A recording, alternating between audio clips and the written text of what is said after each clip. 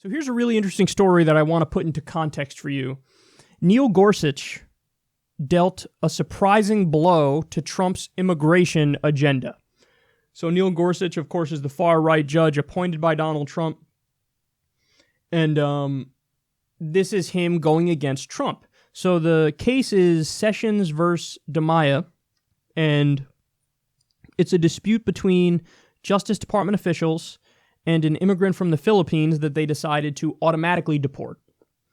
So what happened is this guy committed 2 burglaries, and he was being deported under a law that says people can be automatically deported for, quote, aggravated felonies.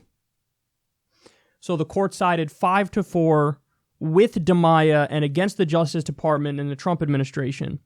And their reasoning was that the law is far too vague. So the law says, hey, for aggravated felonies, you can automatically get deported. But this guy's argument was, aggravated? Was it aggravated? I did 2 burglaries when nobody was home and I was totally nonviolent. So I'm not really doing an aggravated felony. You can say it's felony, but it's not aggravated. And the law is just far too vague where they don't go into the specifics. They don't say like, okay, automatic deportation if it's murder, if it's manslaughter, if it's armed robbery. There's too much room for interpretation. And here's the part of the story that nobody else is telling you. But they should, because it's really important. Everybody's framing this like, aha, Gorsuch sides with the liberal justices and bucks Donald Trump. And they're acting like, see, maybe he's going to do... Because there have been justices in the past who were appointed by like a Republican, but then they actually turned out to be massively liberal. And that's happened before. And people are kind of hinting that, hey, maybe that's happening with Gorsuch. Like maybe he's going to be like actually left-wing on many issues. No. Because his opinion on it made clear his whole logic as to why he's siding with the immigrant and not the Justice Department is that he's against government regulations, and when they're sufficiently vague, he doesn't default to saying the government is right. He views it as like the government is a dictatorial, tyrannical, central power, so by any and all means necessary, taking power away from the federal government and giving it to the states is preferable. So, we might look at it in this instance and say, well, the political outcome of this case is one that happens to fall more in agreement with left-wingers, therefore it's good, but I think the specifics of the individual cases matter, because what he's doing is he's making a principled objection to federal government regulations.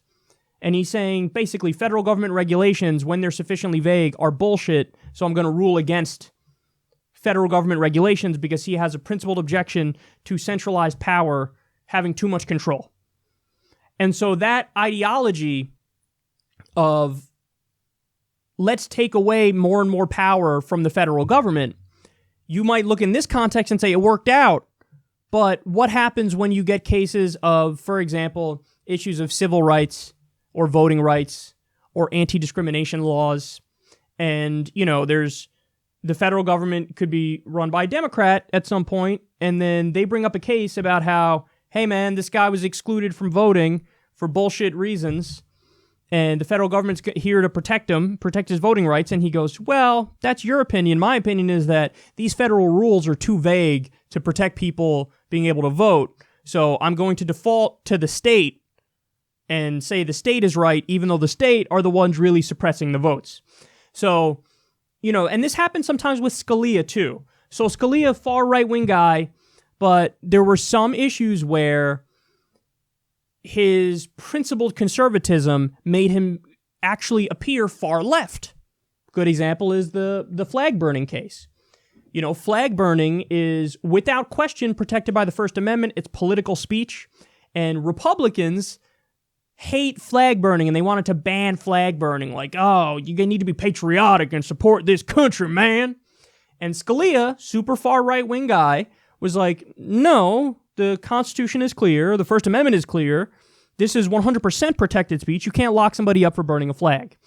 So that's another instance where a principled right-wing take actually coincides with the left.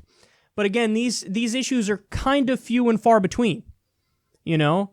So I think people need to pump their brakes a little bit with some of the assumptions over this story.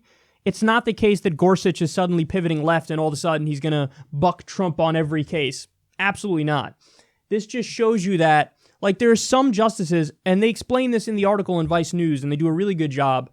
Like Samuel Alito, for example, he basically is a partisan guy. So he will side with whatever the Republican Party, you know, at that time wants. So that's his loyalty. Gorsuch's loyalty is to a principled small government conservatism. And even if that bucks the Republican Party, he'll stick to that. I think that in most cases, you'll find that liberals will disagree with Alito for being a partisan Republican, but then will also disagree with Gorsuch 90% of the time, because most of the time his principles will happen to put him in a position where he's going to agree with the Republicans in a partisan fashion.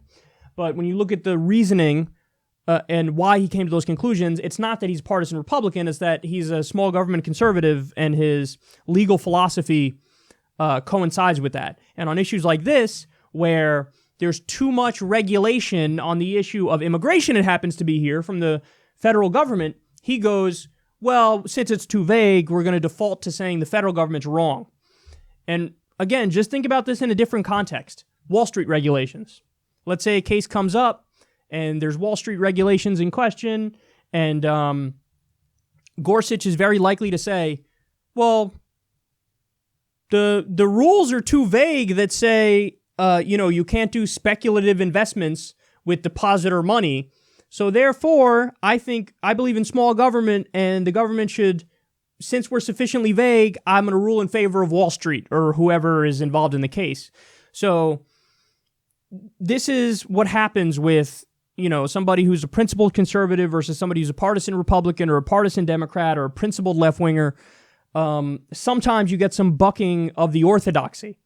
And this is one of those instances, but don't read too far into it like all of a sudden he's going to be a roaring left-winger.